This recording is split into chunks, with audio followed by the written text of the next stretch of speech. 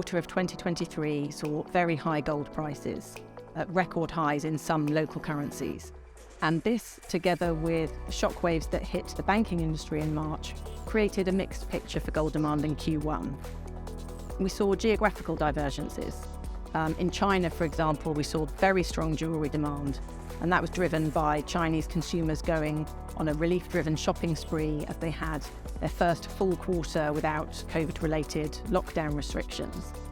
But on the other hand, India saw a sharp drop in jewellery demand, and as consumers responded to the gold price in rupee terms reaching a record high, and demand fell back to levels that we last saw during the pandemic.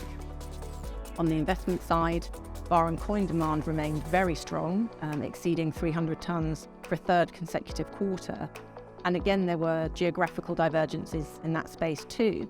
So in the US, for example, we saw investors responding to the fear of contagion, and that really spurred investment in March. And that contrasted with Europe, where demand was really quite weak compared with what we've seen in recent quarters. And it was Germany that primarily led that decline as investors there reacted to real interest rates finally turning positive.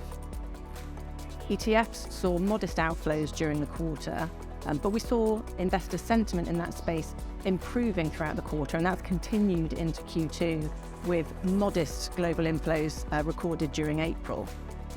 And finally, central banks remained a key pillar of gold demand in the first quarter. They bought around 230 tonnes, and that's the strongest start to a year of buying by official sector institutions that we've seen in our data series.